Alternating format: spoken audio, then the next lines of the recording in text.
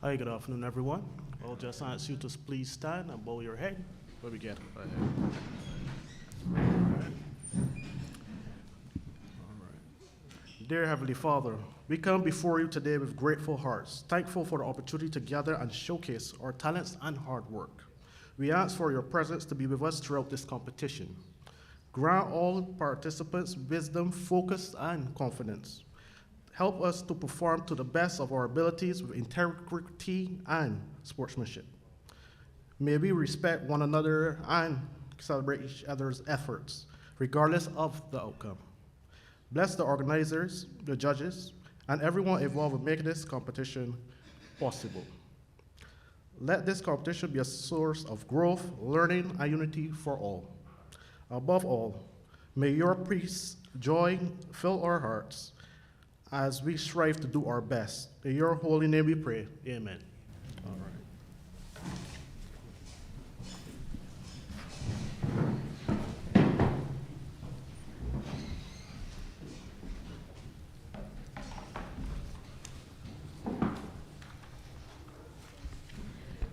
Good afternoon once again. My name is Patricia McAllister Arthur, and today I've been tasked with the duties of performing the MC duties, for you guys today. So I'll just give you a brief history of what is the 3MT competition. But before I do that, I need to provide apologies on behalf of the campus librarian, Ms. Pauline Nicholas. Unfortunately, she cannot be with us today. She is overseas at a conference.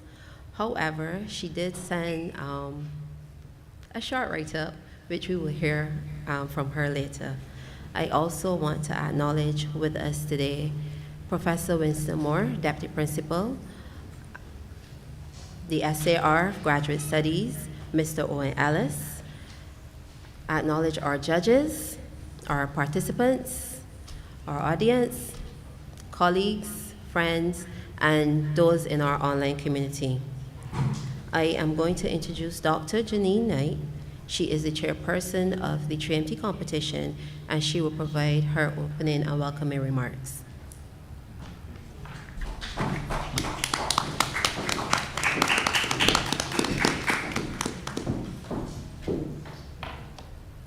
Deputy Principal Professor Winston Moore, Senior Assistant Registrar Mr. Owen Ellis, faculty and staff of the University of the West Indies, students, specially invited guests, ladies and gentlemen, good afternoon.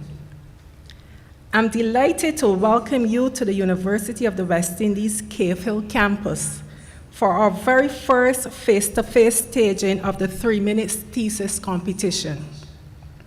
I'm pleased that you have joined in this celebration of teaching, learning, research, innovation, and intellectual clarity. The 3-minute thesis competition challenges our postgraduate participants to do something both deceptively simple, yet immensely powerful. To distill years of research into a compelling 3-minute oration that effectively communicates the significance and impact of their research to a non-specialist audience. Through participation, our students are not only engaging the public in research discoveries, but are also honing one critical skill: the ability to communicate complex ideas with clarity and purpose.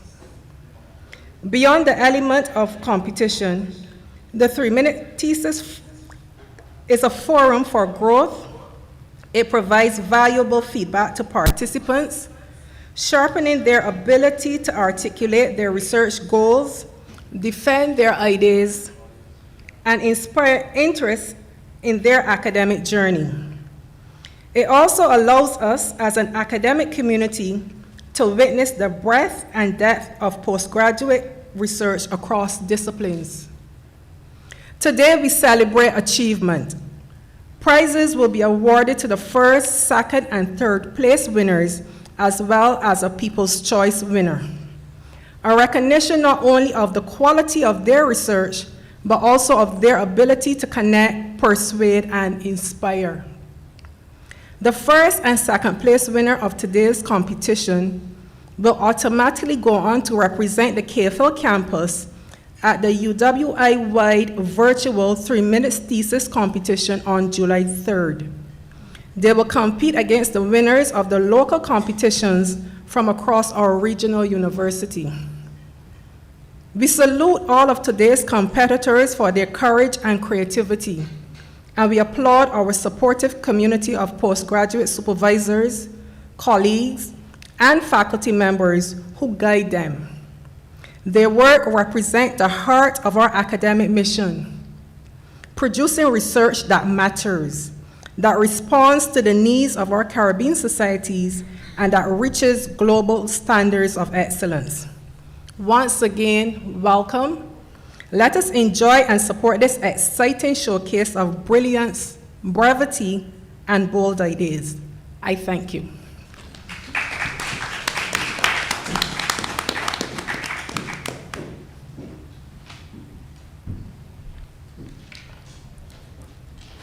I've also been given another task, and that is to provide greetings on behalf of the campus librarian in her absence. She starts by saying, "A pleasant good afternoon, everyone." A prolific writer once said, "True eloquence consists in saying all that is necessary and nothing but what is necessary." This afternoon, we will experience eloquence and other 21st century academic skills. I am pleased to bring greetings on this auspicious occasion and to express congratulations to all of the participants in the 3-minute thesis competition 2025. You are winners. I am, however, saddened to know that I am unable to join you in person. Please accept my apologies. Know that my heart and prayers are for a successful and riveting competition. The prestigious 3MT competition was conceived by the University of Queensland in 2008, and today it is celebrated in more than 900 universities across 85 countries. The UWI became a signatory in 2021 at the Mona campus, and in 2022, Cave Hill and St. Augustine came on board. This competition is not an ordinary oration of knowledge. It is a competition that celebrates the hard research endeavors of graduate students. It seeks to cultivate students' academic, presentation, and research communication skills. It is a competition that helps students hone the ability to effectively explain their work to non-specialist audience in 3 minutes. Our society needs persons with these skills. This is an exciting moment for all of the Cave Hill campus. Thank you for the team, for their hard work and commitment. Thanks to everyone for the support. Good luck, everyone. Remember, the judges' words are final. Have a productive afternoon, and see you on July 3rd, when the winners from the 3 landed campuses will compete for the UWI's trophy. That was from Ms. Pauline Nicholas. I will take this time to invite Professor Winston Moore, Deputy Principal, of the Cave Hill campus.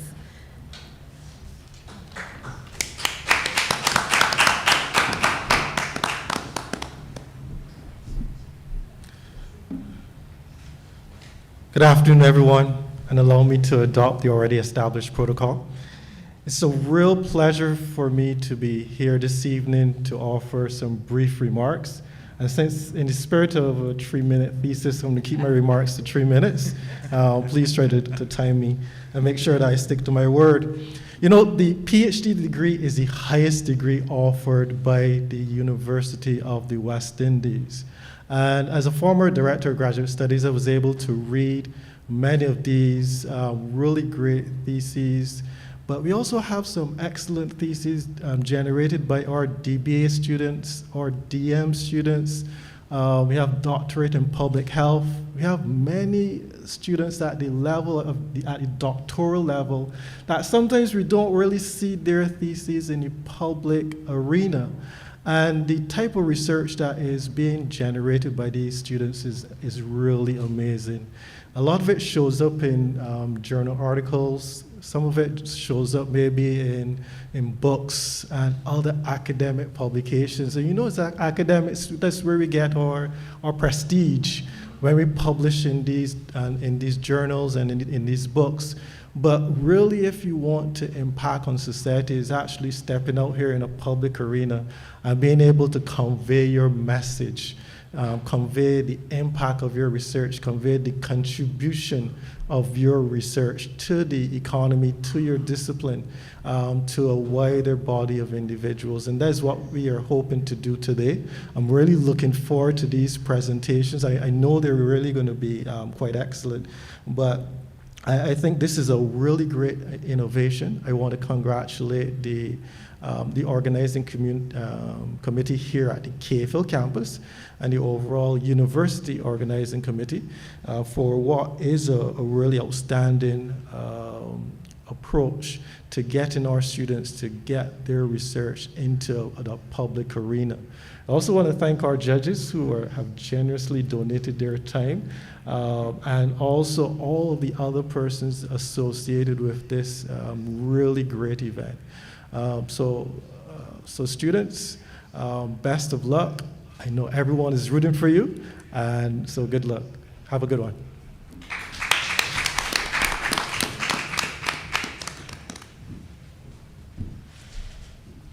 I will now invite Mr. Owen Ellis to bring greetings from the School of Graduate Studies. Good afternoon, everyone, and protocol have been established. I'm going to break the DP's record.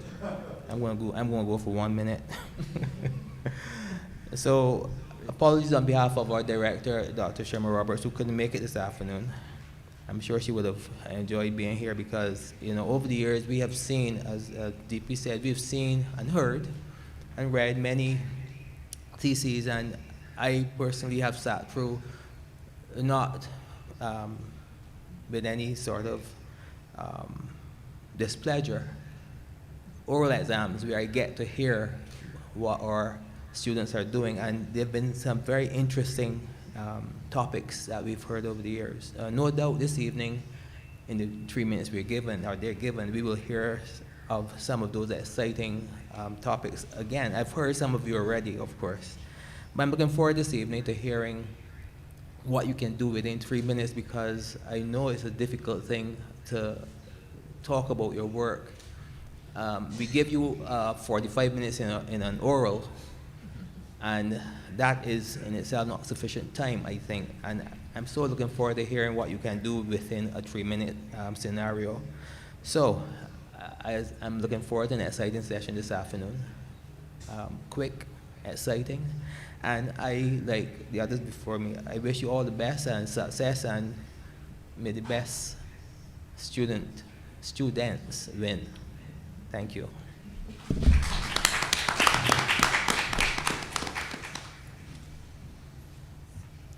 Most of you may know already what the 3M competition is, but for those who are not quite familiar, I'll just give you a brief history. The 3-minute thesis competition, or 3MT, is an academic research competition for PhD students. PhD students have 3 minutes to present a compelling oration on their thesis topic and its significance. 3 minutes is not a trivializing of research. Instead, students are challenged to consolidate their ideas and research discoveries so they can present it concisely to a non-specialist audience. As you would have heard earlier, the 3MT competition was first conceptualized by Queensland University in 2008 for Australian research students. Since its inception, it has grown exponentially as a multinational event held in over 900 universities across 85 countries worldwide. We also heard earlier that Mona signed on in 2021, with Cave Hill and St. Augustine signing on in 2022. The last competition was held in 2023, with Cave Hill, Mona, and the St. Augustine campuses each having their local competition, and then they came together to have a university-wide competition. Both competitions took a hiatus in 2024 as the chairperson of the 3MT competition came over to the Cayfield campus as our now campus librarian, Miss Pauline Nicholas. We should move on to the judging criteria. The adjudicating body is led by a panel of judges comprising of scholars and leaders from the UWI campus community. Judging criteria: comprehension and content. Did the presentation provide an understanding of the background and significance to the research question being addressed while explaining terminology and avoiding jargon? Did the presentation clearly describe the impact and/or results of the research, including conclusions and outcomes? Did the presentation follow a clear and logical sequence? Was the thesis topic, research significance, research impact, and outcomes communicated in language appropriate to a non-specialist audience? Did the presenters spend adequate time on each element of their presentation, or did they elaborate for too long on one aspect, or was the presentation rushed? Engagement. Did the oration make the audience want to know more? Was the presenter careful not to trivialize or generalize their research? Did the presenter convey enthusiasm for their research? Did the presenter capture and maintain their audience attention? Did the speaker have sufficient stage presence, eye contact, and vocal range, maintain a steady pace, and have a confident stance? Did the PowerPoint slide enhance the presentation? Was it clear, legible, and concise? And when you speak of judging criteria, you have to speak of the judges. I will now introduce you to our judges. First, we have Dr. Cora Belgrave. Dr. Cora Belgrave has been head of the Department of Language, Linguistics, and Literature, Cayfield campus since August 2018, and is a lecturer in linguistics and communication studies. She served as Deputy Dean of the Faculty of Humanities and Education from 2014 to 2017. She teaches linguistics and communication studies, Standard English, Bajan Creole English, TESOL, Literacy in Second Dialect, and the rhetoric of cartoons, comics, and advertisements in Caribbean media. Our next judge is Dr. Darren Brown. In the dynamic field of biology, few individuals embody the spirit of curiosity, dedication, and commitment to education and research quite like Dr. Darren Brown. Dr. Brown is a lecturer in biology and the Deputy Dean of Academic Affairs in the Department of Biological and Chemical Sciences within the Faculty of Science and Technology here at the Cayfield campus. Dr. Brown has made remarkable contributions to the advancement of scientific knowledge, the development of innovative educational tools, and the conservation of natural environment.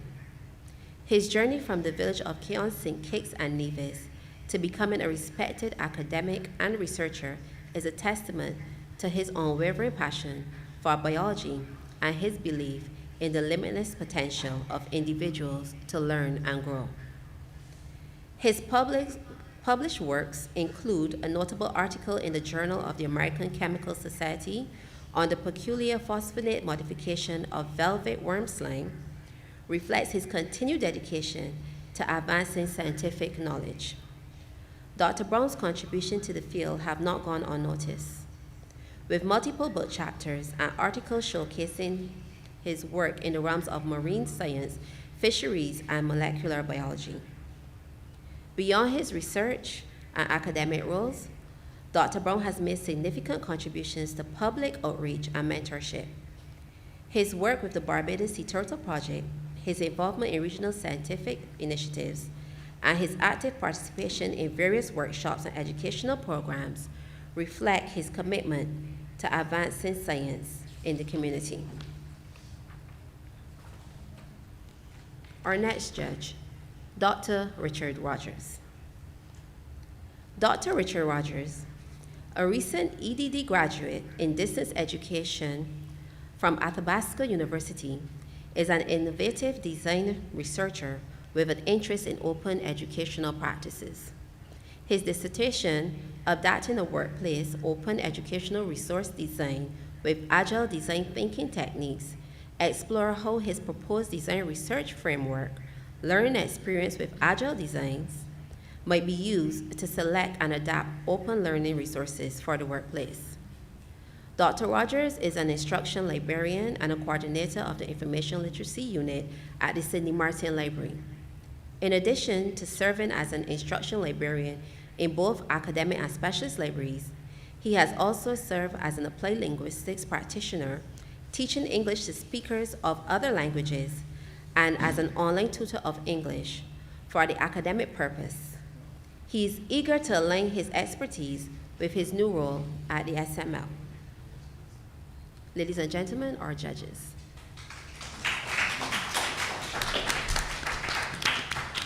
And we have a fourth judge. You, the audience.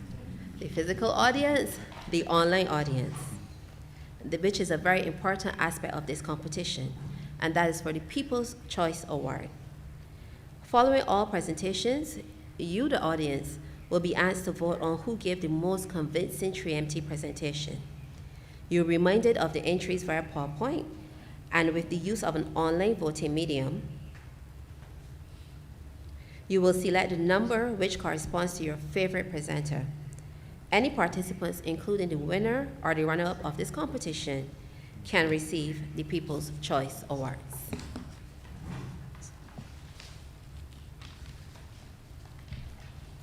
I'm just going to give you a rundown of the rules and the prizes to be awarded. Presentations are limited to 3 minutes maximum, and competitors exceeding 3 minutes are disqualified. When you have 1 minute left, the timekeeper, Mr. Kimo Grisette, will raise a placard to initiate that there's 1 minute to go. 30 seconds left, he will do the same, initiating that you have 30 seconds to go. Mr. Grisette will be seated right in the middle of the audience. If you look back, he's the guy with the plaid green shirt. A single PowerPoint slide is permitted. No slide transitions, animations, or movement of any description. The slide is presented from the beginning of the oration. No additional electronic medias, example, songs, video files, are permitted.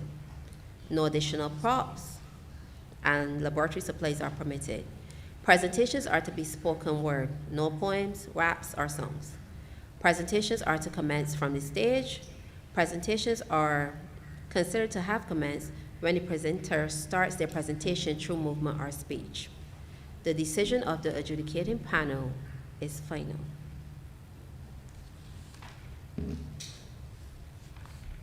Prizes will be awarded for first, second, and third place, and for People's Choice.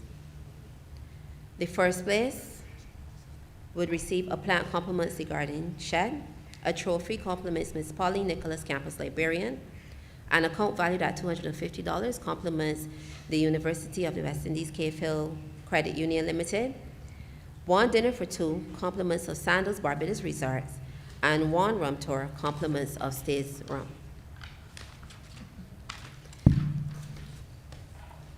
The person placed in second would receive an account valued at $250, compliments of UWI Cave Hill Cooperative Credit Union Limited, 1 Chukka Pass for 2, compliments of Chukka, and 1 plant compliments of the Garden Shed. The third place winner, 1 Chukka Pass for 2, compliments of Chukka, 1 plants compliments of the Garden Shed, and 1 day pass, compliments of Sandals Resort. The People's Choice will receive 1 voucher valued at $150, compliments Champers Restaurants, and vouchers from BICO.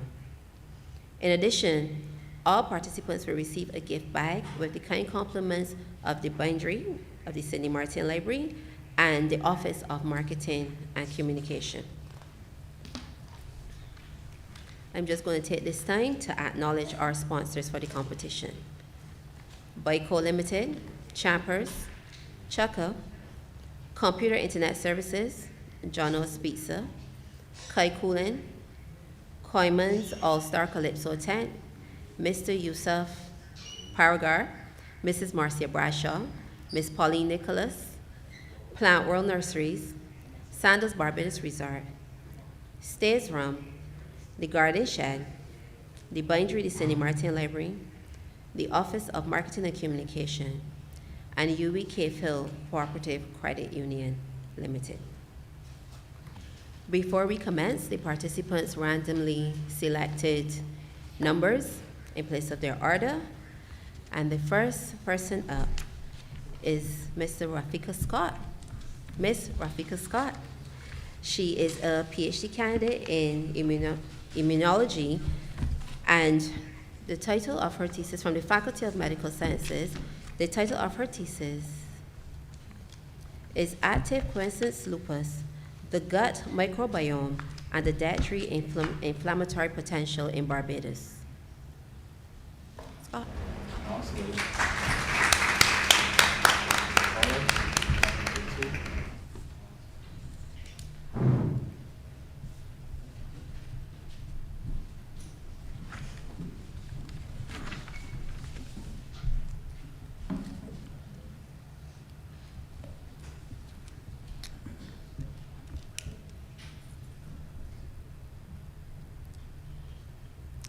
Barbados has the second highest prevalence of lupus in the entire world.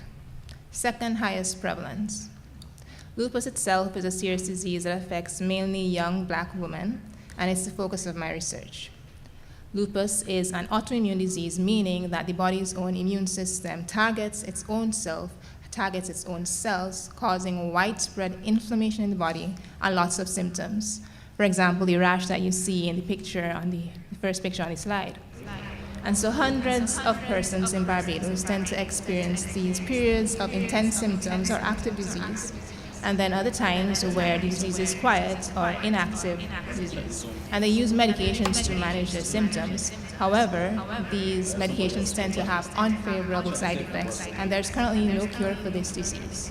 So scientists have looked at different angles to tackle the problem that is lupus. And so they have discovered that the gut bacteria actually acts like a second brain inside of the body, where it affects many different things, including inflammation levels, which this disease is quite known for. They actually discovered that the gut bacteria in persons that have lupus is different compared to persons who don't have lupus. What was unclear to us is if the gut bacteria is also different in persons that have active lupus versus when they are in a state of inactive disease. And if so, can we actually modulate the gut bacteria to keep symptoms on the minimum? And so we sought to compare the gut bacteria in active and inactive lupus using a systematic review or scientific review of different studies, and we found that the results were mixed. Some said that there was a difference in active versus inactive, and some said that there was no difference. There was also an underrepresentation of the Black population in these studies. So we conducted a local study here in Barbados where we recruited 50 persons, and we collected their stool, blood, and urine samples in order to test the gut bacteria. We also included the aspect of diet, because diet is known to actually cause inflammation in the body to varying degrees, and this is what is known as the dietary inflammatory potential. So this is a study that is currently ongoing. Our ultimate aim is to explore how these three factors interact, that is lupus activity, gut bacteria, and the dietary inflammatory potential, to empower lupus patients so that they can make more informed food choices locally that sustain healthy gut bacteria and hopefully reduce their symptoms naturally. Thank you so much.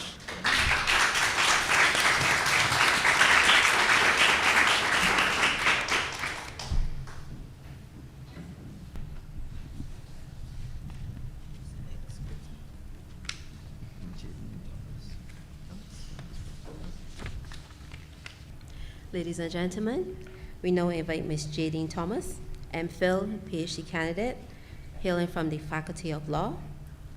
Thesis titled, The Development of Harmonized Sports Legislation in the Caribbean Community and its Potential Impact on the Development of Sports as a Tradable Commodity in the Caribbean single market and economy.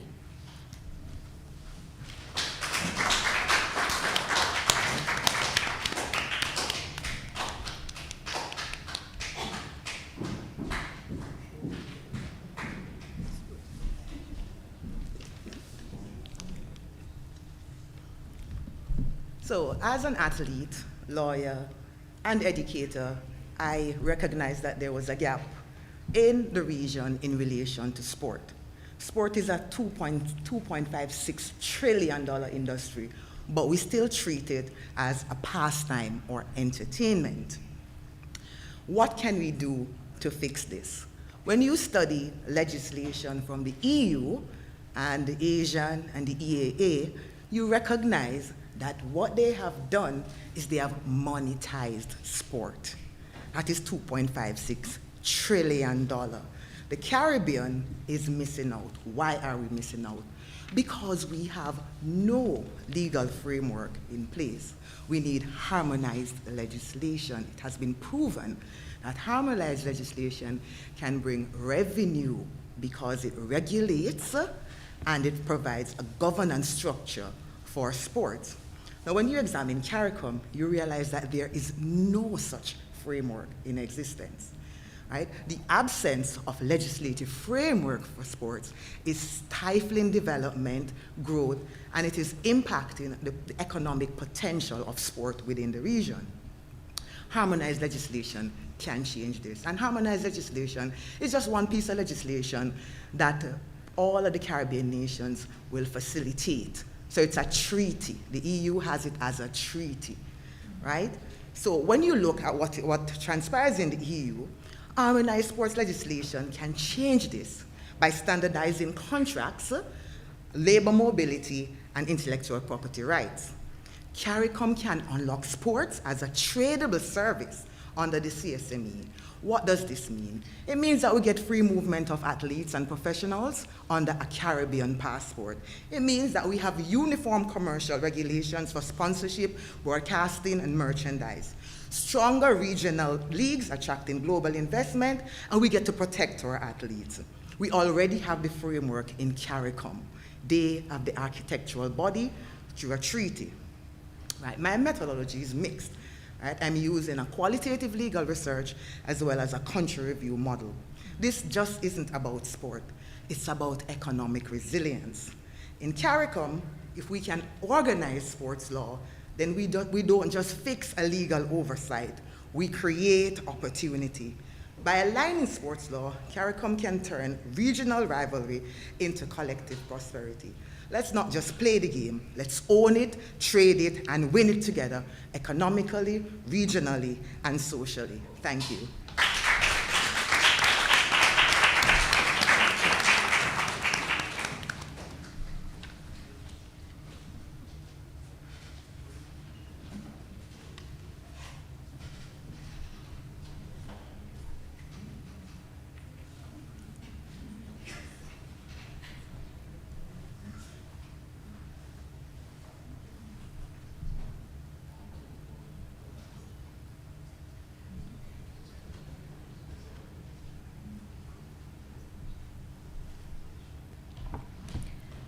Ladies and gentlemen, as you can see, we need to provide the judges with some time after each presentation to provide their scoring.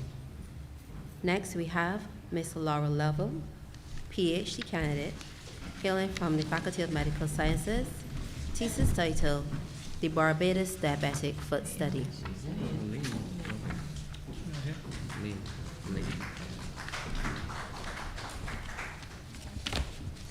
If you are in a room right now with 4 other persons, adults over the 18 years of age in Barbados, at least one of you is living with diabetes. Now, if you're living with diabetes, 6% of chance you have of developing a diabetic foot ulceration. Imagine that. Might not seem that big, but if you have a diabetic foot ulceration, within 5 years' time, you have a 30% chance of mortality. That is death or early premature death. And that number rises greatly if you have a major amputation in those years subsequent, those first 5 years. That increases to 70% chance. Take that for a second, a 70% chance of increased mortality. That's why when we look at the Barbados diabetic foot study, I aim to explore this. Sometime in the mid-90s, a slip of the tongue at a medical conference in Barbados stated that we were the amputation capital of the world. Is this true? That actually just propelled itself without any hard facts to verify this. So that's why I aim to find out, like a journalist, was this true? It actually was on the front page of the paper the day after, but did it have any merit and fact to it? So I had two arms to my research, one to find the why. That was the qualitative aspect. So I did the why of Barbados and diabetic foot. Do we have diabetic foot? What do persons living with diabetes think about diabetic foot in Barbados at this time? And what about the healthcare practitioners? Those persons who are interacting with persons living with diabetes and foot disease within the Barbadian context. Do they think that we're the amputation capital of the world? And what are they doing about it? Then I also aim to look at the how many. So I look to see how many persons are coming into the hospital with diabetic foot. What happens to them? Do they survive? Then, out of that research, I found something interesting. How many persons have what outcomes? There were 176 persons that were admitted, but their outcomes were on par to what actually goes on internationally. Then I aim to find and fill our gaps. So that's where the BDFS Learn arm comes, our knowledge gaps and understanding this. And finally, I looked at the pathway. What can we do to make a difference? Yes, we know we have a problem with diabetes, but what are we doing? So therefore, the clinical pathway, which I will be doing, will be aimed on preventing this. Thank you so much.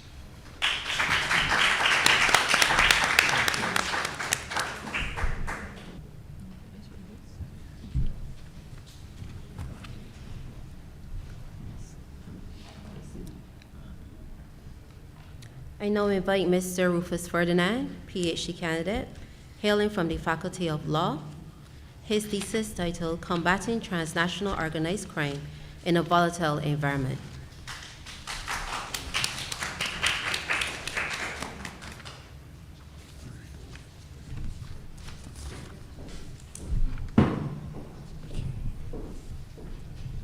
Thank you. Transnational organized crime continues to plague our region and has posed the greatest threat to national security in our member states. And as you are aware that law enforcement agencies and governments across the region have been trying their best to ensure that they have the proper systems and mechanisms in place to deal with the issue of crime and security. However, some studies have actually confirmed that the current systems and the current framework that we have is not sufficient to deal with the issue of crime and security in the region. We have seen that small arms and light weapons account for 75% of the murder rates in our region. We are not an arms producing nation. And we have seen that our region is between the most drug consumption states and also the drugs producing states. As a result of that, you can see the impacts and implication that such position of the region have on the issue of crime and security in the region. Heads of government also continue to finance some of the mechanism that would assist in identifying and dealing with the issue of crime and security within the CARICOM member states. We have seen the establishment of several agencies and units, but as a result of that, we are seeing that states are competing with those agencies for resources, and lack of resources have become an issue that states grapple with, and also those entities grapple with, and making it impossible at times to ensure that we deal with the issue that confronts our region. As in a way that we believe that the sharing of information and intelligence also plays a critical role in combating crime and security within the CARICOM member states. So what we continue to do is to urge member states to collaborate on such matters of mutual interest, and also in the sharing of information and intelligence that will assist in combating the issue of high crime rates within the CARICOM member states. And we heard one of our colleagues spoke about the issue of having the current legislative framework. We have legislation that stems through, or that was enacted 50 or 50 years ago. So what we are seeking to do, this study will show that the current existing legal framework is not sufficient to deal with the issue of crime and security. So what we'll seek to do is to ensure that we identify how best we can identify the mechanism or systems that can assist in dealing with the high crime rates that we experience within CARICOM, and also identifying the partnership and relationship that we can foster, not just within our national or regional framework, but also with our international law enforcement agencies. And yes, we understand that the issue of what capacity, the issue of resources also continues to plague that operation. So what we continue to do is to identify the means and mechanisms, and also what stakeholders and also private and public partnership that can assist states or can assist the region in identifying and implementing those key systems to deal with the issue of crime within CARICOM member states. Thank you.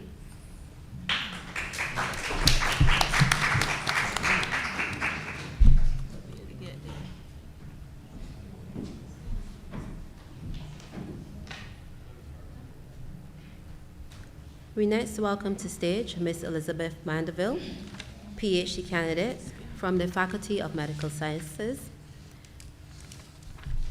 Her thesis title is an adherence study, assessment of type 2 diabetes, mellitus pharmacological adherence in primary healthcare facilities regarding social inequalities and technology use.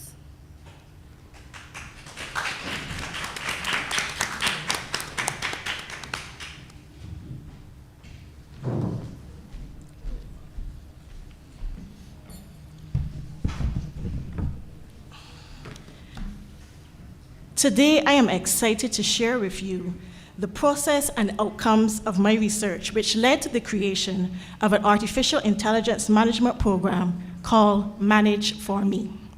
This program leverages advanced smart device technology to facilitate personalized diabetes care, empowering patients to take control of their health.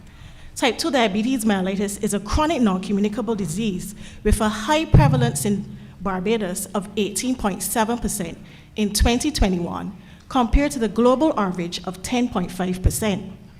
Adherence to blood sugar stabilizing medicines is an important facet of care which can reduce the rates of mortality and disability, decrease the level of expenditure on healthcare, increase the quality of life of persons with diabetes.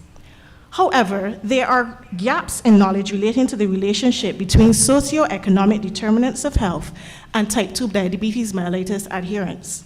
Therefore, this study sought to unravel the relationship and investigate the impact of artificial intelligence to enhance communication between the patients and their healthcare workers, aid healthcare service delivery, and to empower patients through using a self-management course and adherence tool. This study was conceptualized after I conducted a systematized literature review, and this showed that non-adherence was influenced by several factors, including a lack of resources, lifestyle modification challenges, lack of family support, mental health disorders, and cultural beliefs. Synthesis of literature suggested that a multidisciplinary team approach, inclusive of smart device technology with innovative models, might mitigate adherence challenges. A sequential mixed method study with a qualitative and a quantitative arm was conducted, and this resulted in the creation of a decision-making directional model which showed a complex web of factors causing non-adherence, and importantly, the possible solutions to many of the identified barriers and social inequalities. Manage for Me is a new medically designed technological tool that was created based on these studies. To our knowledge, there are no culturally informed programs that exist like this in our region. This program provided real-time insights and actionable recommendations tailored to individualized preferences and metabolic responses with cultural elements to impact on lifestyle modification. The implementation of the Manage for Me program represents a transformative shift towards a more comprehensive framework to potentially revolutionize the future of health. Thank you.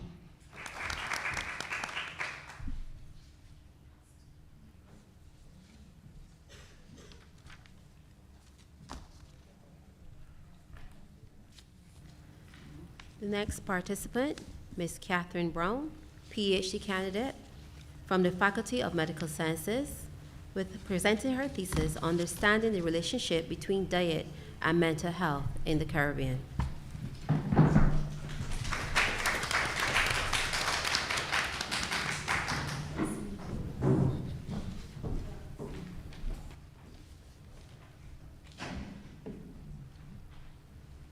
Put down that soda, you'll trigger your diabetes. Don't order those fries, you're asking for a heart attack. We hear these kinds of warnings all the time. But what if I said, don't eat that, you'll trigger your depression? Sound strange? Well, studies have linked some diets to having lower chances of developing and fewer symptoms of existing mental health conditions, from anxiety to dementia. Poor diets lack vital nutrients and contain ingredients that can impact not only, say, our heart or our pancreas, but also our brain. But here's the catch. Nearly all of this emerging evidence is coming from outside the Caribbean, and none examine people's beliefs.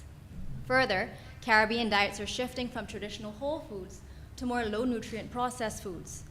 All the while, mental health conditions affecting 1 in 4 persons globally are among the leading and growing causes of disability in our region. So, I aim to examine the relationship between diet and mental health in the Caribbean, using St. Lucia as a case study.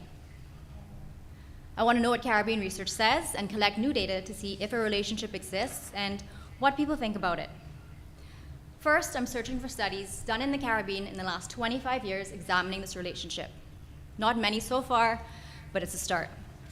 Second, I'll soon begin analysis of my survey of 300 St. Lucians, looking at their mental health, what they eat, where they get their food, and their level of food security, meaning their reliable access to safe and nutritious food. And I expect that those with lower diet quality and food security will show more signs of depression. That is, persistent sadness and loss of interest in daily activities. I'll also see if food sources plays a role here. And third, I've finished analyzing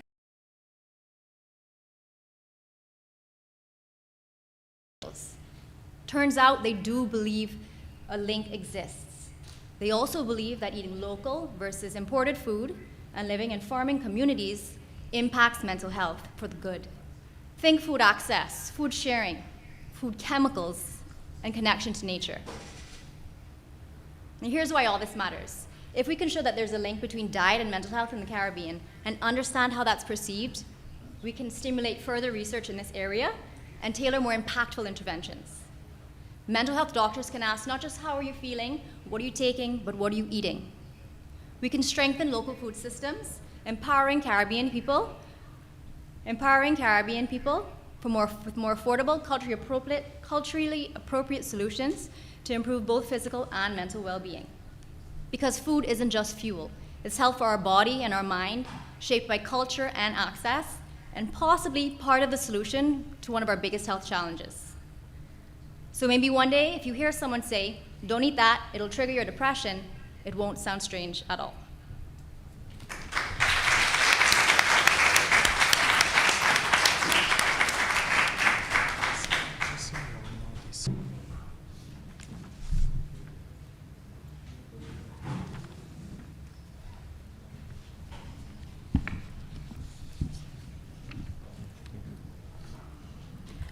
Ladies and gentlemen, we have had 6 participants so far, and we are down to our 7th and final competitor, Ms. Beverly Toppin. Her thesis, The Impact of Lifestyle Modification Program Designed for Overweight and Obese Women with T2DM and or hypertension between 25 and 27 in the control and remission of T2DM and hypertension. Ms. Beverly Toppin.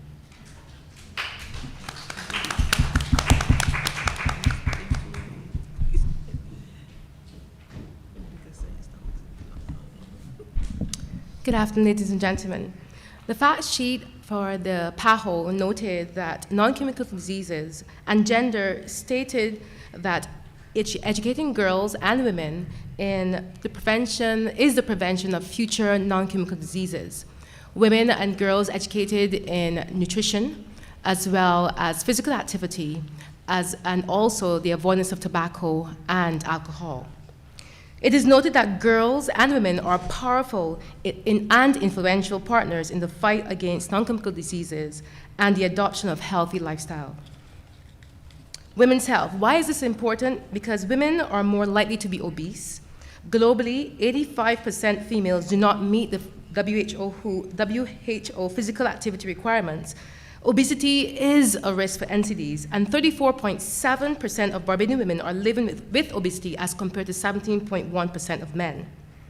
2 out of every woman die from NCDs, accounting up to 19 million deaths every year, according to Iris et al. Women at home. At home, women's health status also relates to the health and the vulnerability of their children as well. Women who are expected to work as well as come home and also take care of domestic needs. Females, there's a significant correlation between women's health and her children's health. Exactly stated that as a woman embodies work life, she also has to continue maintaining her home life as well. Women make up 51% of the Barbadian workforce is made up of women. Working women have an increased risk of NCDs, including coronary artery disease, overweight, obesity, and metabolic syndrome. In 2015, the estimated direct cost of Barbadia's government of heart disease alone and diabetes was $365 million Barbados dollars. Now, the lifestyle modification program is a program that consists of nutrition, exercise, and apart from the conventional methods, which will be medication and, in some cases, surgery. A systematized review is being conducted, and I'm speaking which looks at the biomarkers of health, which is the biomarkers for blood pressure, glucose, as well as BMI. The results, I'm speaking in terms of, not in terms of significance, but in terms of what the trends are showing. We have 2 reviewers, and so far the data extracted, the trends are showing that if a person, a participant, is on a lifestyle program where it includes cardiovascular or resistance training or strength training, as well as nutrition, that the trends are showing that the participants can expect to have a reduce in blood pressure, a reduce in a control of blood sugar, as well as thank you.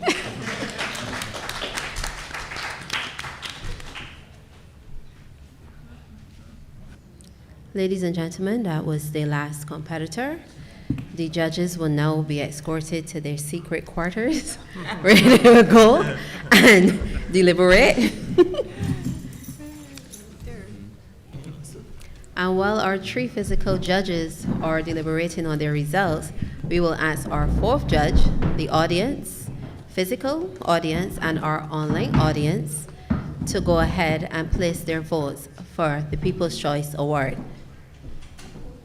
For those of you in the audience, there's a QR code that's being passed around that you can scan so that you can place your vote. For those of you watching at home and online, the poll, pardon?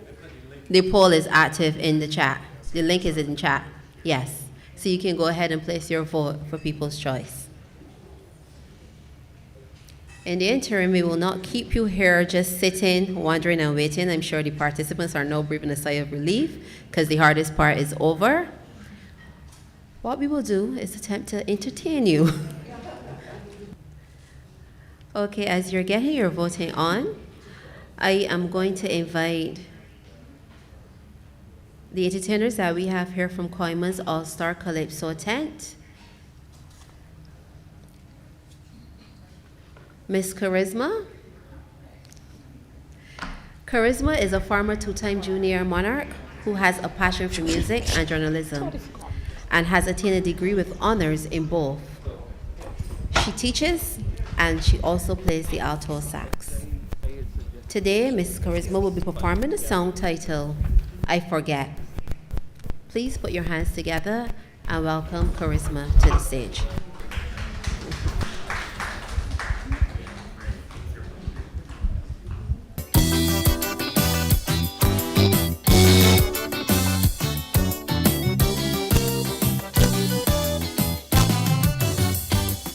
All of heaven moves and the record shows all just with through the ups and downs and the runarounds, like the memories get reset.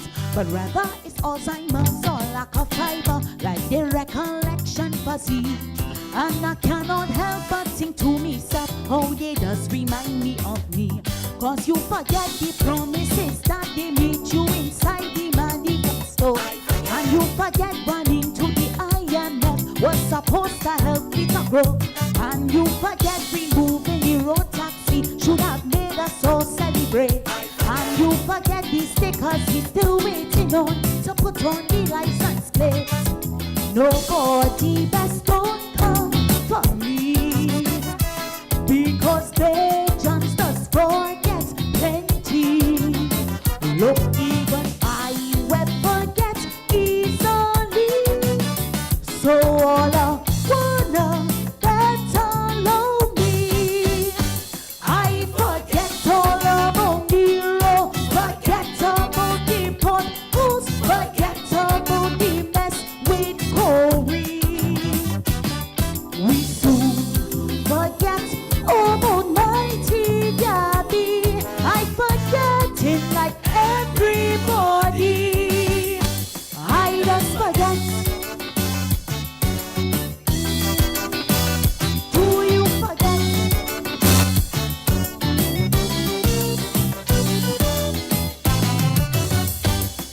From the day we born to the time we gone, we always needed support. And we not too sure if we food secure. Look how much we import. How I wish that we could grow blueberries or plant walnuts in this country. Even coffee beans, cause foods like these just indulgent memories. Cause you forget the call that the PM got to tell the police stand on. And you forget the comments for the Hyatt pronounced by one commission. And you forget the scandal during COVID, the one about the vaccines. And you forget the anti-corruption bill, I guess that's still to be seen. Nobody should get vexed with me if I forget lyrics in commentary, because they just forget daily. Just like Marsha forget about Motley. I forget all about Whole Town, forget about Water Dot Brown, forget about the Island Perry. Sherry get forget by the ministry. I forgetting like everybody. I just forget. I know you forget.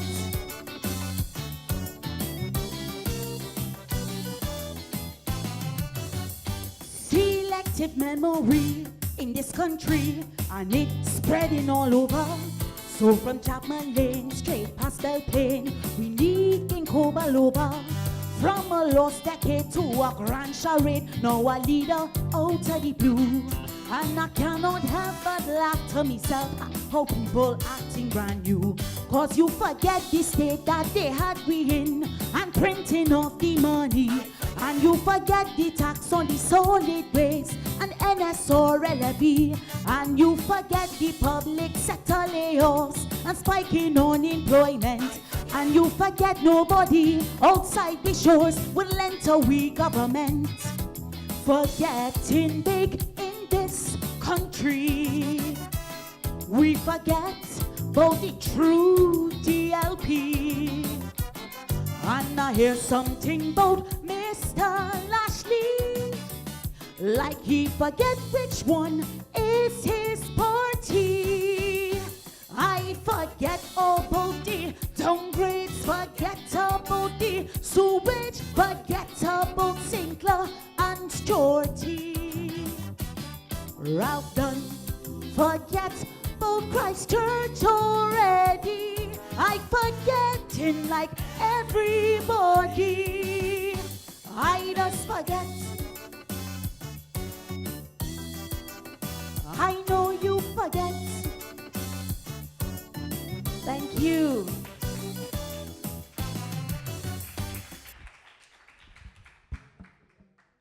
Next, we welcome on stage Mr. Darren Holder. Darren Holder grew up in the beautiful parish of St. John. He attended the Cherry Grove Primary and the one and only law school. He started his singing career in St. John's Parish Church Choir, where he sang soprano and learned to harmonize under the tutelage of Miss Eudine Codrington. He was the first finalist in the Picardy Crop Finals in 2024 with the hit song Encore, written by the Water Street Boys. He's the producer of many popular jingles and is the creator and producer of the popular cooking show Egonomics and the mixology show In the Mix. Darren Holder is a Libra by birth and was born in Cardiff, South Wales, but grew up in St. John and is a true St. John man. This year, he's back with another big song named Coming for King. It is currently enjoying lots of airplay on VOB and CBC radio stations. Ladies and gentlemen, Mr. Darren Holder. Thank you. Good evening, everyone. Yeah, this is my song, Coming for King. I'm currently performing it in the All-Stars Calypso tent. It's playing on VOB. It was banned on CBC, and then it was unbanned. So you could take a listen and see what you think.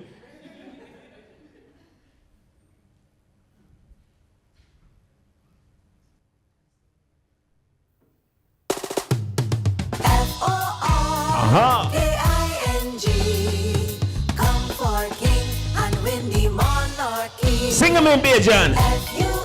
K-I-N-G, come for King and win the monarchy. Let's go!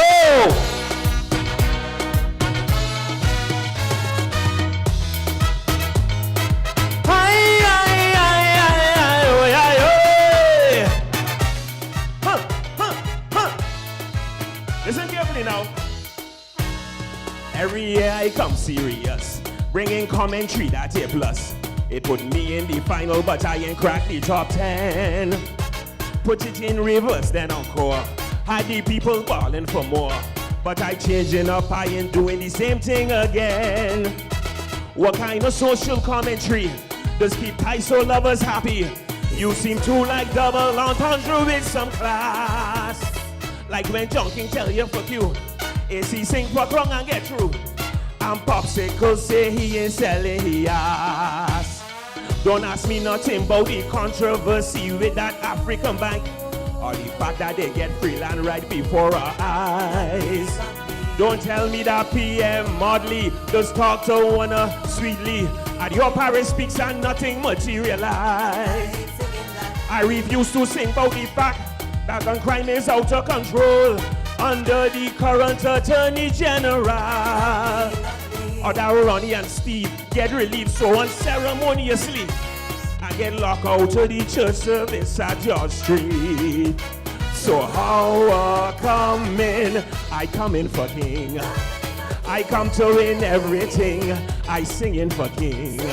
Sweet melody and praising. They say I just sing to R&B. Big note after big note. The people don't want to hear nothing, so they want slackness, they want joke.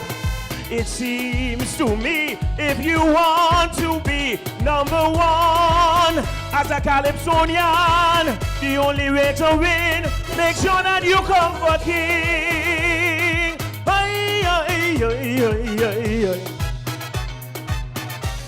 Huh, huh, huh. Listen, 25 look, I come in dread. I ain't catching cramp like I read. I'm forgetting the lines that I am supposed to sing. My eyes dot I crossing my T's. This year I sharing licks like peas. What the people want is what I am going to bring. No issues, it's just commentary and all them salacious story. Double entendre, I so have long history. Like when Bagsing they publish it, Sparrow talk about Benwood Dick, and the announcer had Eric Jerome Dickey. Don't ask me to sing about Marcia and the senator that resigned. It is crystal clear, something had them upset. Have you heard from Neil Rowe lately? What happened with the young lady? It's not my business like charisma, I forget. And don't ask me nothing about the $300 government give back. Are they slowly forgetting about the middle class? Well, I'm moving like that MP. You don't ever see or hear he, unless you're pretty and you have a big. Ask me no questions. Ask me no questions, cause I come in for king. I come to win everything. I sing in for king. This year the lyrics punching. They say my delivery is too light. I don't hit hard enough. This year I ain't holding nothing back, because one or two like it rough. It seems to me if you want to be number one in the competition, the only way to win, make sure that you come for king. Do you like it? Put your hand in the air. Come on, put your hand in the air. Yeah, last verse. I don't care who the next or the cuss. I think coming for king is a must.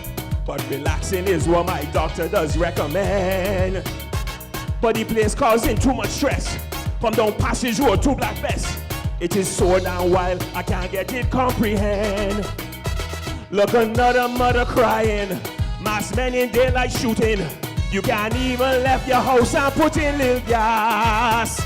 Teenage boy lost to violence. Senseless killings that make no sense. Get the cat and nine tail for these criminals. Now don't ask me to sing about Corey. I am not going down that lane. Don't want accusations or questions from the police. And I heard another story. Cynthia says she would cuss Ravi, but she don't cuss no more, cause she keeping the peace. When I call in the man a rat, he left Hoistings and then look back. Somebody say he on the way to St. John.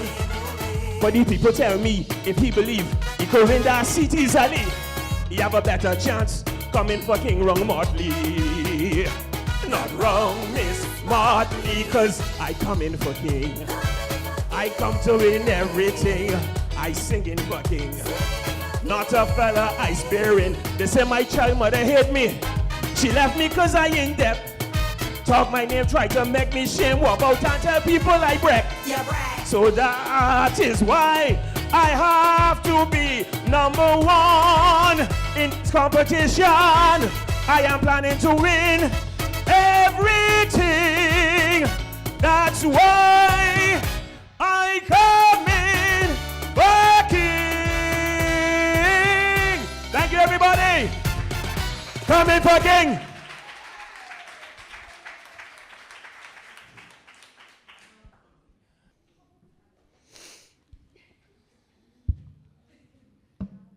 I have no words. That was thoroughly entertaining. Go to the tents, people.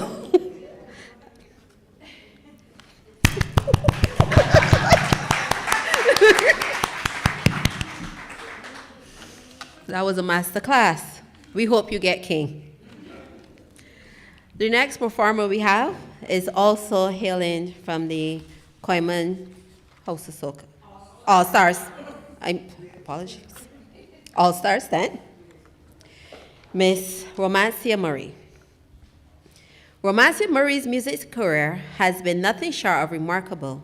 In addition to her early successes in 1987, 1988, and 1989 as a finalist in the Richard Stout Teen Talent Competition and winning the Miss Samuel Jackman Prescott pageant. In 1988 to 1995, Romancia sang as a calypsonian in Pioneer Tent, Battlefield Tent, and Lions Den Tent. Romancia has achieved numerous accolades and milestones throughout her career. From 1991 to 1995, Romancia performed with the band Crystal, entertaining audience at the hotels and nightclubs throughout the island. Her performances were a hit with the locals and visitors alike, and the band's outstanding performances earned them the coveted title of Hotel Band of the Year, awarded by the Barbados Board of Tourism. Romancia came second in Barbados Queen of Song in 1996, showcasing her exceptional talent as a vocalist with one of her self-penned songs, Your Mother. Romancia's talent and passion for music have taken her all over the globe, performing on some of the world's most prestigious stages. From 1998 to 2023, Romancia worked on MSC Cruise Lines, serving as their lead vocalist, with an Italian orchestra.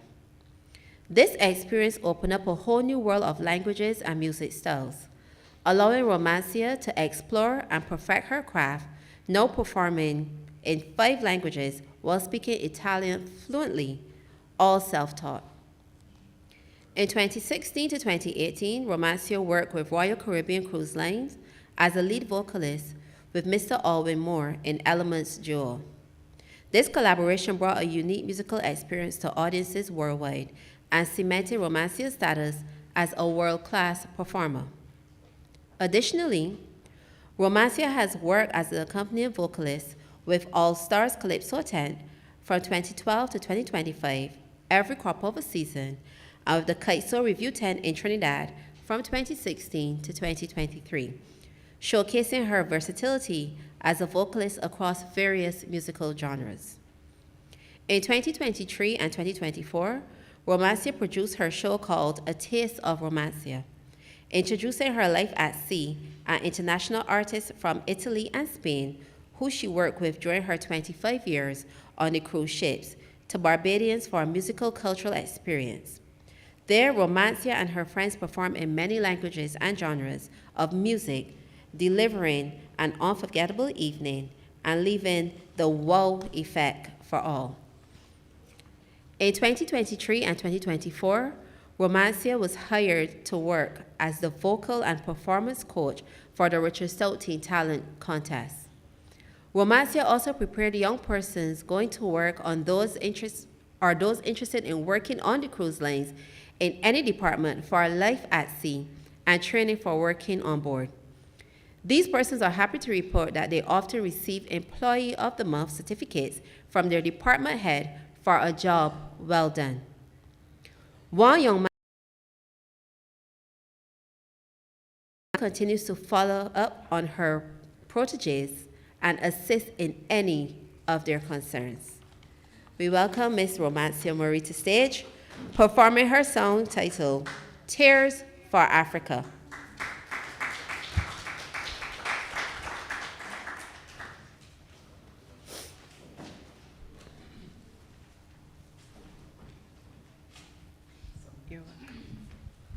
Good afternoon, everybody. Thank you.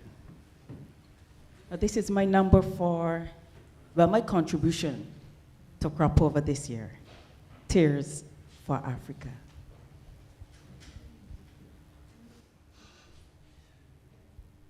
And I hope I don't forget because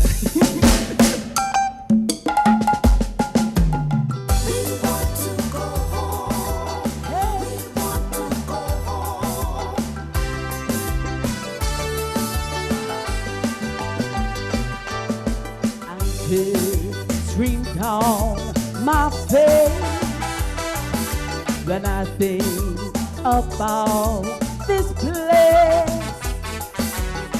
threatened with deportation in every department, no respect in America for the black man. I want to go home. I want to go home to a place where I can see my race. I want to go home. Africa, I wanna see you. Africa, I wanna hear you. Africa, I wanna feel you in our lives. Wanna feel you in our land. Burkina Faso, Burkina Faso, land of the upright, so bright, land of the upright. Burkina Faso, Burkina Faso, France, leave my minerals and go. France, leave my minerals and go.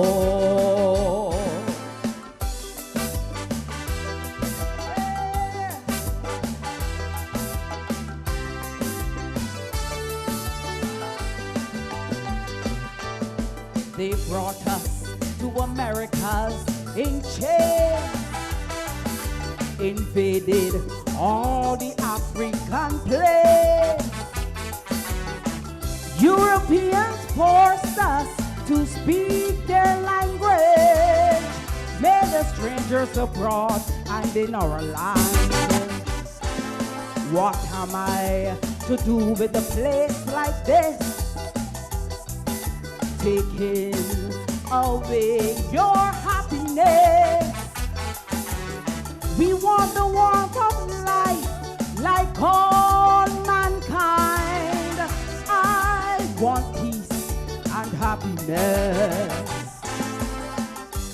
Feelings of elation filling my every emotion. Feelings flooding in our land. Feelings overflowing for my land. Burkina Faso, Burkina Faso, land of the upright, the bright land of the upright. Burkina Faso, Burkina Faso, France, leave my minerals and go. Go, France, leave my minerals and go. Hey, hey, hey.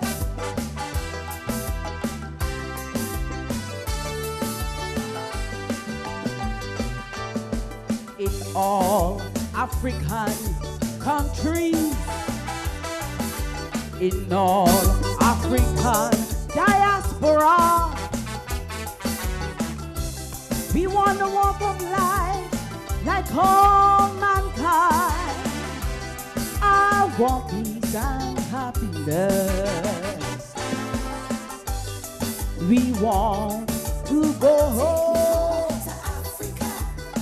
We want to go home, home to a place where I can see my race.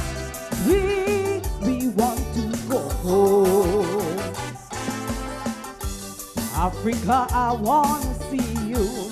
Africa, I wanna hear you. Africa, I wanna feel you in our land. I wanna feel you in our land. Burkina, hey, land of the upright, the bright land of the upright. Burkina Faso, France, leave my minerals and go. France, leave my minerals and go. Yeah, I wanna hear you. Africa, I wanna feel you in our land. I wanna feel you in our land. Take me home to Africa. Take me. Take me home to Africa. Take me. Thank you. That was fun. I just want to take this time to remind you of the prizes and awards that we have up for grabs.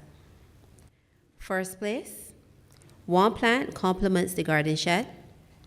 One trophy compliments Miss Pauline Nicholas, campus librarian. An account valued at $250 compliments the UWI Field Cooperative Credit Union Limited. One dinner for two compliments Sandals Barbados Resort. And one rum tour compliments States Rum. The person placing in second place will receive an account valued at $250, compliments of the UWI Field Cooperative Credit Union Limited. One checker pass for two, compliments checker. One plant compliments the garden shed. Third place will receive 1 Chukka Pass for 2, compliments Chukka, 1 plant, compliments the garden shed, and 1 day pass for 1, compliments Sandals Barbados Resort. People's Choice will receive 1 voucher valued at $150, compliments Champers Restaurant, and vouchers compliments Baiko. In addition, all participants will receive a gift bag with the kind compliments of the St. Martin Library's bindery and the Office of Marketing and Communication. Also, the first and second place winners will go on to the regional competition to compete with those that place in the Mona and St. Augustine competition. That competition is currently scheduled for July 3rd. More information should come to that.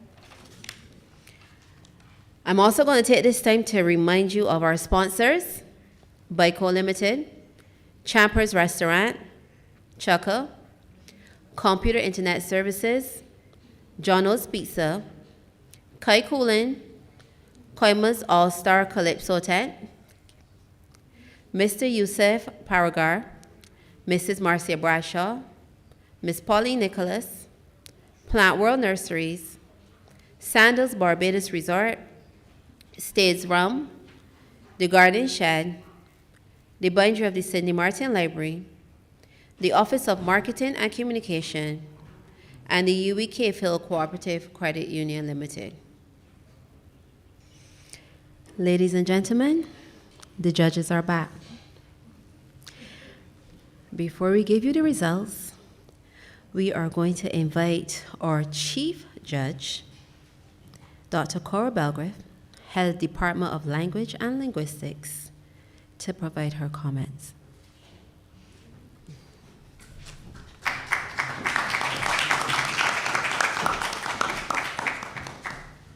Thank you. I hope you can hear me through this mic, because this is for short people. Well, it has been a pleasure working with you, and congratulations to all the students who presented today. I see you're looking a little nervous and so on, but it's all over. Smile, relax. Take a deep breath and enjoy. I want to commend you for your presentations, all of you. It is not easy to put a whole thesis into 3 minutes. You see, some people can't even put their welcome into 3 minutes, huh? But you have to put a whole thesis into 3 minutes. So you did well in by being able to cut down on that information and reduce it to 3 minutes. Suggestions that we would give you, because some people left out some parts, so we needed like a little more information on your methodology, a little more information in terms of how you see it impacting the society. Some people had that and some didn't. So in future, if you have to do this again, and those who go on to represent us, bear that in mind. Another thing to bear in mind is your speed, the speed at which you speak. Even though you're trying to do it in 3 minutes, it still has to be that everybody hears and understands what you're saying in that 3 minutes. So it's better to reduce the amount of information and make it clearer than to try to talk quickly to get through the 3 minutes, and then people don't actually hear everything you're saying. The other thing, not everybody had the same issue, but the other thing is that when you are speaking, people tend to drop their voices at the end of a sentence. But that's how we know you're coming to the end of a sentence. You drop your voice. But when you're doing a presentation, you can't do that. You can't drop your voice because we lose the last 3 or 4 words that you say. But that's something to bear in mind. It's not a normal conversation, kind of. You have to keep the level up right through the sentence so everybody hears everything right to the end. So those are just pointers for you going forward, but well done. That sounds like somebody calling me. When you're busy, busy, busy. But it's been a pleasure being here with you, and I look forward to hearing and seeing some more from the audience.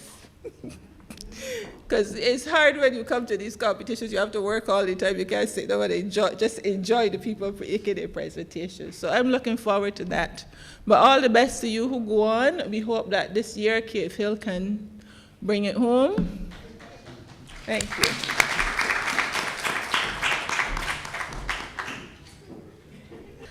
While I await the actual results in hand, what we will do, we will invite the deputy principal to the stage to pass out the participation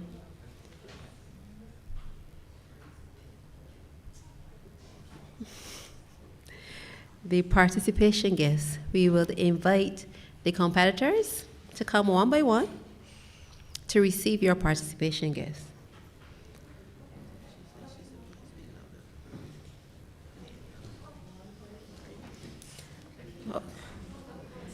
It doesn't matter what our, okay. Miss Beverly Toppin.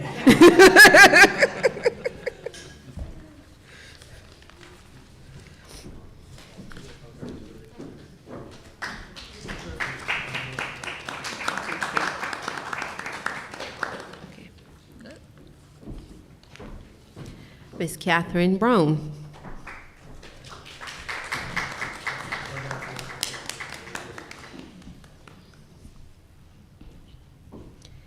Miss Elizabeth Mandeville.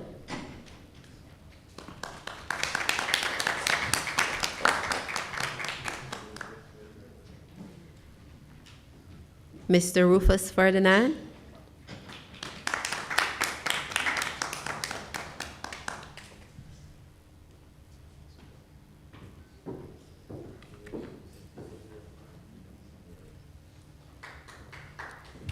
Miss Laura Lovell.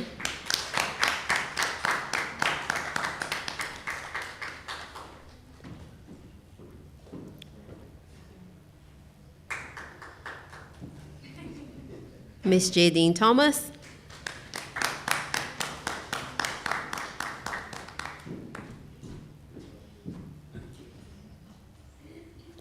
Miss Rafika Scott.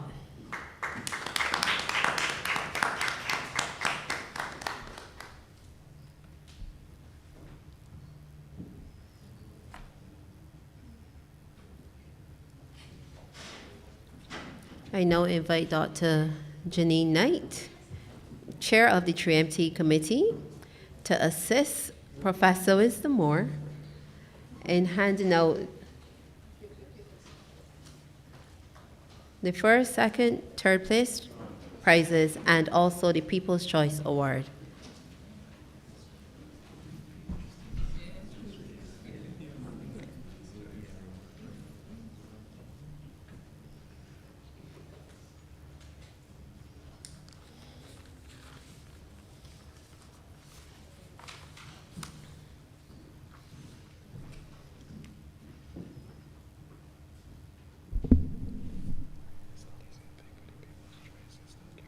Okay. All right. Just confirming that we have tabulated all the online results. For our People's Choice Award, you, our fourth judge, have voted for Ms. Catherine Brown.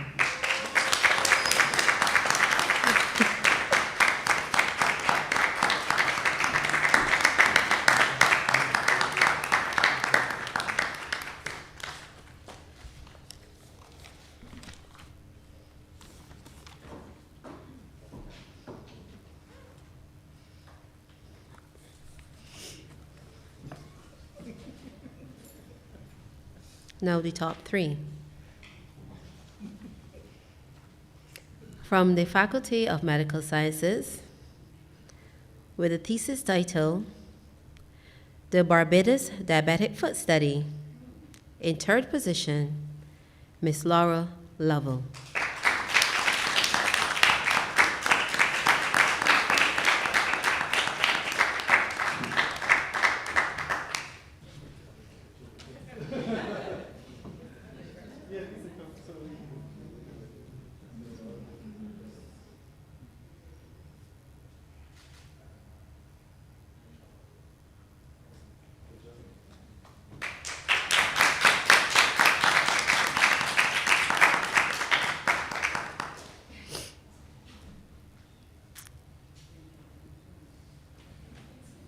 second place, also hailing from the Faculty of Medical Sciences.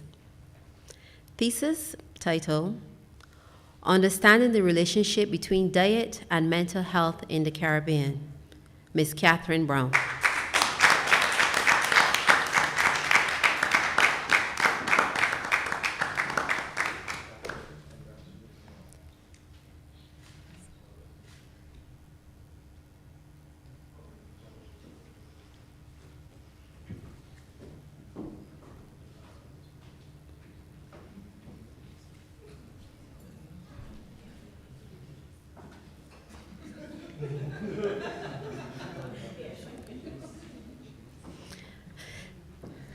Ladies and gentlemen, the winner of the 2025 3MT Cave Hill Campus competition, guess is a clean sweep, also hailing from the Faculty of Medical Sciences, with the thesis title, Active and Quiescent Lupus, the Gut Microbiome and the Dietary Inflammatory Potential in Barbados, Ms. Rafika Scott.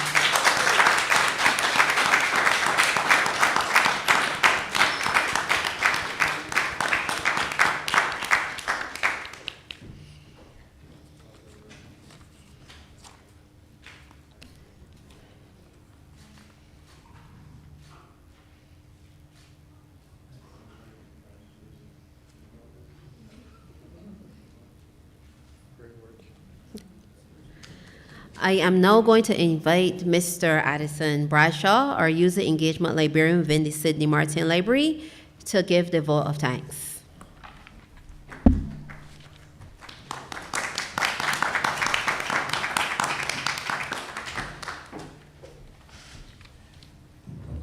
Good evening, everyone.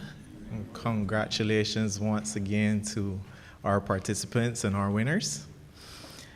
Esteemed guests, colleagues, students, and staff, on behalf of the Cave Hill Campus 3-Minute Thesis Committee, I would like to offer special thanks to Baiko, Champers, Chukka, Computer Internet Services, Jono's Pizza, Kai Cooling, Koiman's All Stars Calypso Tent, Mr. Yusuf Paragar, Mrs. Marcia Bradshaw, Miss Pauline Nicholas, Plant World Nurseries, Sandals Barbados Resort, Stades Rum, the Garden Shed, the Bindery within the Sidney Martin Library, as well as the Sidney Martin Library, the Office of Marketing and Communications, and the UWI Cave Hill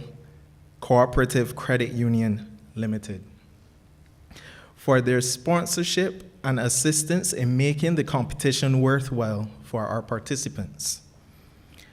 I would like to thank the judges, the students, the campus, and once again, I would like to thank our 3MT committee members as well for assisting us in creating and curating this event, as well as extending thanks to our MC, Ms. Patricia Arthur. To you, last but not least, our audience, for attending and being patient with us, as well as with our participants. And we also thank you for all the support you've shown them here today. In closing, I would like to once again thank everyone who was involved, and I wish our representatives the best of luck in the regional iteration of the competition. Thank you.